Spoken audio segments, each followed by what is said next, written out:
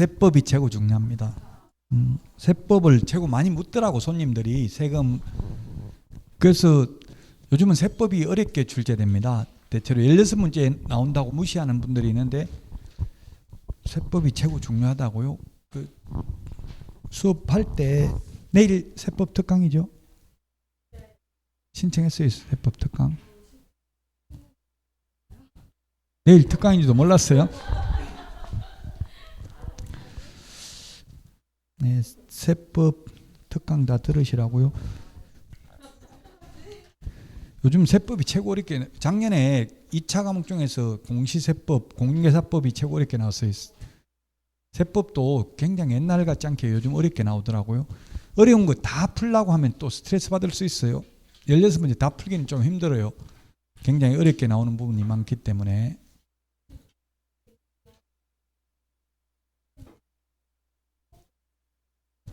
아니, 세법은 다 합해서 세법, 등기법, 지적법 다 합해서.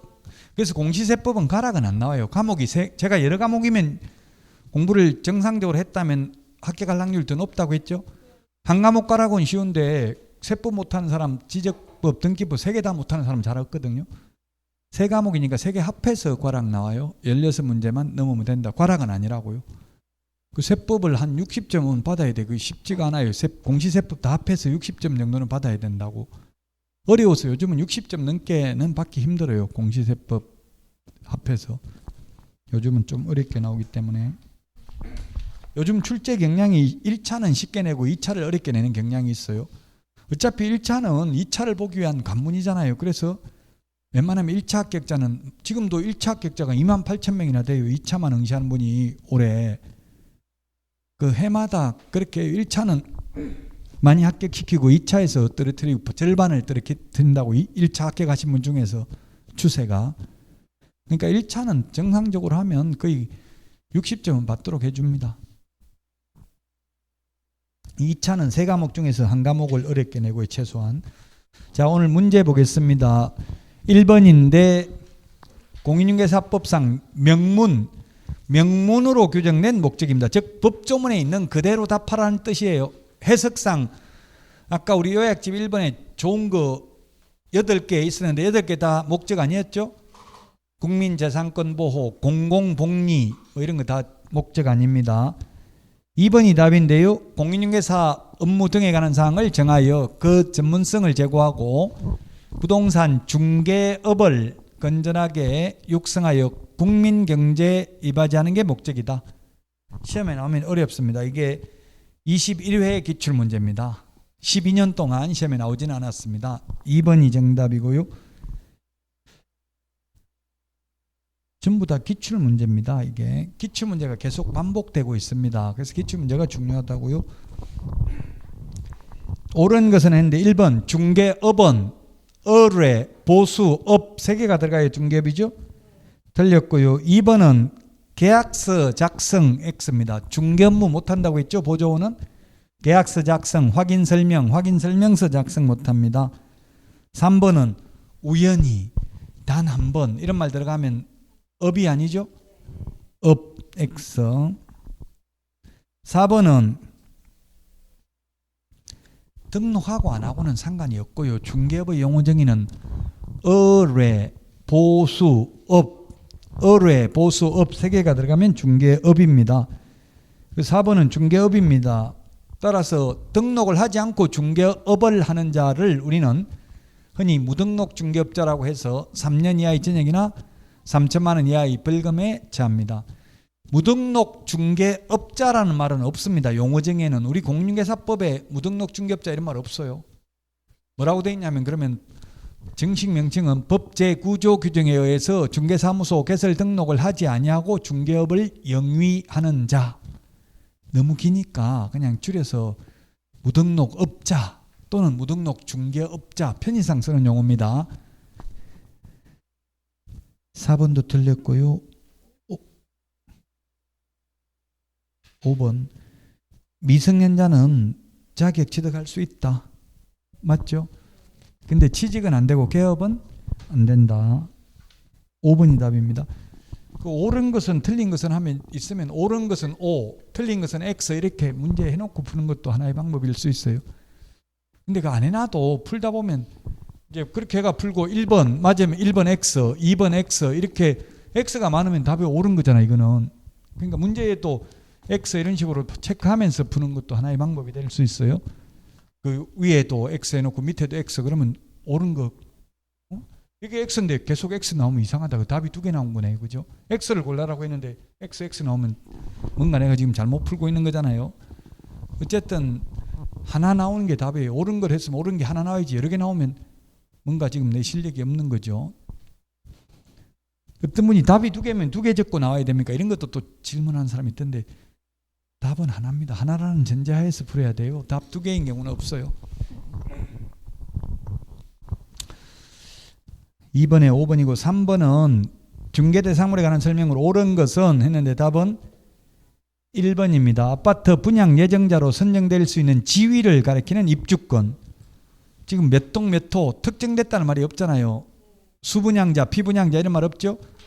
그래서 아직 어디 나올 건지 모르는 상태, 추첨, 당첨 이런 말 들어가면 중개상물이 아닙니다. 청약통장, 청약예금, 청약부금통장 이런 거 중개상물 아닙니다.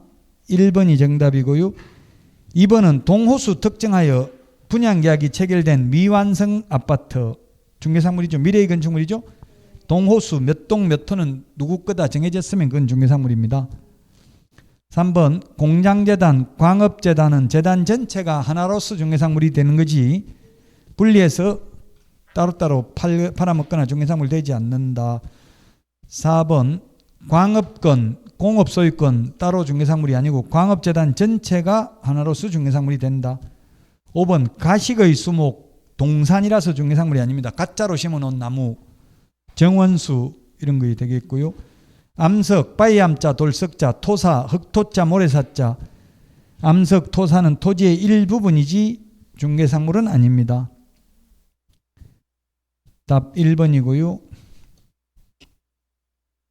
4번 틀린 것은 했는데 1번 국토부 장관이 직접 시험을 시행하려면 미리 정책심의원의 의결을 거쳐야 되고요. 2번 시험은 매년 1회 이상 시행하는 게 원칙이고 다만 부득이한 사유가 있는 경우에는 당연히도 시험을 시행하지 아니할 수 있습니다. 3번 자격증 교부 시도의사와 사무소 소재지 관할 시도의사가 서로 다른 경우 교부한 시도의사가 자격 취소 처분에 필요한 절차 밑줄 치세요. 자격 취소에 필요한 절차가 청문입니다. 자격 정지에 필요한 절차가 의견 진술규의 부여입니다. 우리 프린터 54번의 맨 밑에 54번 맨 밑에 동그라미 6번 7번에 있습니다. 56번 맨 밑에 동그라미 6번 7번 찾았습니까? 누가 54번 맨 밑에 동그라미 6번 청문 동그라미 7번 의견 진술규에 있죠? 의견 진술, 의견 제출 뭐 같은 말입니다. 요건 누가 한다고요? 사무소 관할 시도의사가. 청문까지는 사무소 관할 시도의사가 해가지고 교부한 시도의사에게 통보해서 교부한 시도지사가 자격 취소, 자격 정지 처분을 합니다. 그래서 3번 틀렸습니다. 반대로 했죠? 사무소 관할 시도의사에게 통보한다 해서 3번이 정답입니다. 4번 계략적 사항은 2월 말까지 일간신문, 관보, 방송 중 하나 이상에 공고하고 인터넷 홈페이지에 공고해야 되고요. 확정 공고는 90일 전까지입니다. 4번, 5번 이게 우리 기본서에는 개정된 내용이 반영 안 돼 있었죠? 4번, 5번 이걸 기본서 혹시 보시려면 고쳐놓으시면 되겠습니다. 4번의 답 3번이고요. 자, 그 다음에 5번입니다. 5번과 같은 게 이게 전형적인 기출문제 패턴 이런 게 무려 16문제 나왔다. 작년에 이렇게 박스형 문제 이렇게 나온 게 40%가 이런 식으로 출제됐습니다. 작년에는 지문이 178개 지문밖에 안 나왔어요. 200개 지문이 나와야 되는데 왜 이런 식으로 5번 같은 경우는 지문이 4개밖에 없잖아요. 원래 5개 해야 되는데 오지선다를 내면 5개죠. 이렇게 4개씩 나온 게 많아가지고 178개 지문이 시험에 나왔다. 옳은 것은 1번 개공은 등록한 자 맞고요. 소공은 법인의 사원 임원으로서 중개업무 수행하는 공인중개사인자가 포함된다. 상무이사든 전무이사든 자격증 따가지고 근무하면 소속공인중개사, 자격증 없이 근무하면 보조원입니다. 니은도 맞습니다. 디귿 공인중개사로서 개업공개사에 고용되어 거의 중개물을 보조하는 자도 소속공인중개사이다. 보조하는 자만을 말한다 하면 X죠. 소속공인중개사는 보조도 할 수 있고 중개 업무도 할 수 있다. 리얼 우연히 단 한 번 중개업 아니다. 중개업이 되려면 불특정 다수와 계속 반복하거나 반복 의사가 있어야 된다. 5번 모두 다 정답만 옳은 내용입니다. 6번 정책심의위원회 틀린 것. 위원장은 국토부 제1차관이고요. 그 다음에 2번 해당 안건 당사자는 위원에게 공정한 심의 의결을 기대하기 어려운 사정이 있는 경우에는 심의위원회에 기피 신청을 할 수 있고 심의위원회는 의결로서 이를 결정한다. 이 경우 기피 신청의 대상인 위원은 그 의결에 참여하지 못한다. 맞습니다. 3번 심의위원회에서 이 심의위원회가 공인중개사 정책심의위원회라고 되어 있어요. 문제에 중개보수 변경에 관한 사항을 심의한 경우 시도의사는 이에 따라야 된다. 자격 취득에 관한 사항 따라야 됩니다. 그래서 3번이 정답이 되겠고요.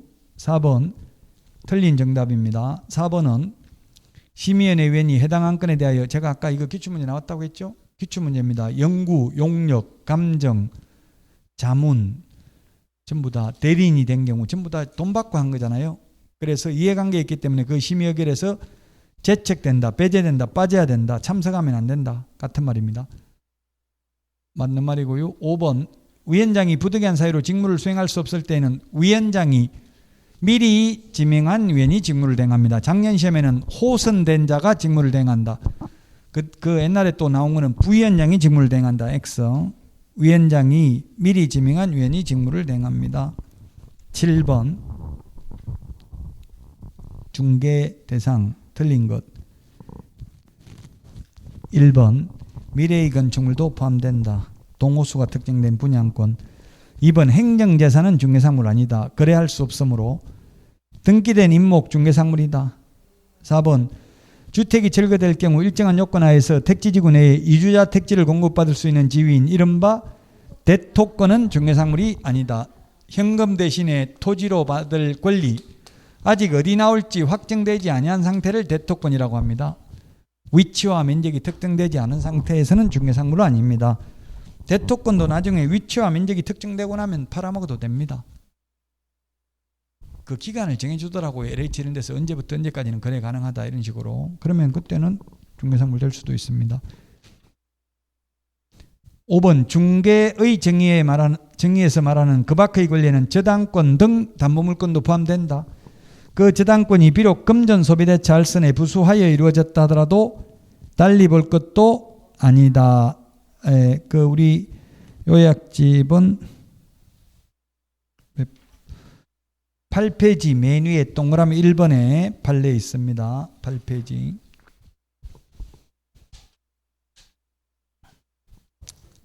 자, 그 다음에 8번 틀린 것 기출문제라고 했는데 1번입니다. 2개월이 아니라 1개월 이내에 자격증 교부합니다. 1개월 이내에. 그래서 우리 핵심 비교 정리 프린트에 1개월, 2개월, 3개월, 6개월 다 정리되어 있습니다. 1년, 3년, 5년 숫자 시험에 나오는 건 이렇게 되어 있습니다. 물론 7일, 10일, 15일, 30일도 있습니다. 숫자는 다 프린트에 정리되어 있습니다. 1번이 답이고요. 2번은 자격 취소되고 나면 3년 동안 시험도 못 보고 지익도 안 되고 개업도 안 된다. 맞습니다. 3번은 자격증 재교부 신청은 교부한 시도지사에게 제출해야 됩니다.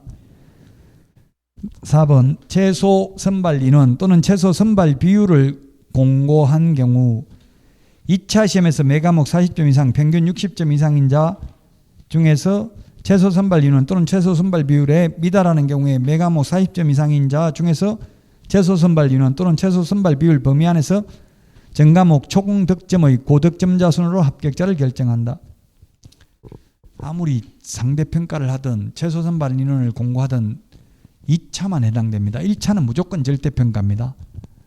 1차는 상대평가 없습니다. 1차 시험은 2차만 상대평가할 수 있고 최소 선발 인원 공고할 수 있습니다. 5번 공인중개사가 다른 사람에게 자기의 성명을 사용하여 중개물을 하게 한 경우 시도의사는 그 자격을 취소해야 된다. 예, 성명 사용 밑줄 치시고요. 성명 사용하고 양도 대여하고 똑같습니다. 처벌 규정이. 그래서 주어가 개업 공인중개사가 성명 사용하게 한 건 등록증 양도 대여나 마찬가지입니다. 등록 취소입니다. 주어가 공인중개사인 경우는 자격 취소입니다. 1번이 답이고 9번 틀린 것은 했는데 1번 개업공개사에 소속된 공인중개사로서 중개물을 수행하거나 개업공개사의 중개물을 보조하는 자는 소속공개사이다. 맞죠? 2번은 개업공개사인 법인의 사원으로서 중개물을 수행하는 공인중개사는 소속공개사이다. 예, 임원 또는 사원이라도 자격증이 있으면 소속공개사, 자격증 없으면 중개보조원입니다. 답 3번입니다. 무등록 중개업자는 3년 이하의 징역이나 3천만 원 이하의 벌금이지만 무등록 중개업자에게 의뢰를 한 의뢰인은 처벌 대상이 아니다. 판례가. 만약에 의뢰를 한 사람도 처벌 대상이라면 중개업소 간판 달아놨기 때문에 당연히 개업공개사인 줄 알고 의뢰했는데 나중에 무등록 개업공개사라면 의뢰인도 처벌받는다고 하면 불안해가지고 내놓을 수도 없겠죠. 내놓기 전에 먼저 등록관청에 전화해가지고 여기 내놔도 됩니까? 이거 등록번호 진짜 맞습니까? 일일이 물어보고 확인해야 되죠. 의뢰인은 처벌받지 않는다. 무등록 중개업자는 처벌받고요. 만약에 무등록 중개업자가 중개를 해도 그 거래계약도 무효가 되는 게 아니고 효력이 있죠. 무자격자가 소개시켜도 계약은 유효하다고 효력은 있다고요. 단지 처벌받을 뿐입니다. 즉 따라서 등록은 효력 요건이 아니고 적법 요건입니다. 처벌만 받는 거지 계약 자체의 효력은 있다. 무등록 중개업자가 중개해도.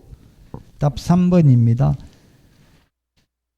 4번입니다. 이중소속 안 됩니다. 이중소속하면 1년 이하의 징역이나 1,000만 원 이하의 벌금이고 개업공개사가 이중소속하면 등록 취소, 소속공개사가 이중소속하면 자격 정지, 자격 정지 기간 중에 이중소속하면 자격 취소 사유입니다. 5번 지역권 설정 알선하는 것도 중개다. 지역권, 지상권, 전세권, 임차권, 환매권, 저당권 등 담보물권, 유치권, 법정지상권, 법정저당권 다 중개상 권리에 해당됩니다. 10번 위원회 틀린 것. 정책심의위원회는 7명 이상 11명 이하. 2번 공제운영위원회는 19명 이하. 3번 주택임대차위원회는 위원장 1명 포함하여 9명 이상 15명 이하. 4번 분쟁조정위원회는 위원장 1명 포함하여 5명 이상 30명 이하. 5번 상가임대차위원회 위원회는 위원장 1명 포함하여 9명 이상 15명이 아니라 10명 이상 15명 이하입니다. 그래서 5번 틀렸습니다. 그 위원회 비교하는 프린터에 보면 있습니다. 자, 여기까지 하고 다음 주에 찾아뵙도록 하겠습니다. 수고하셨습니다.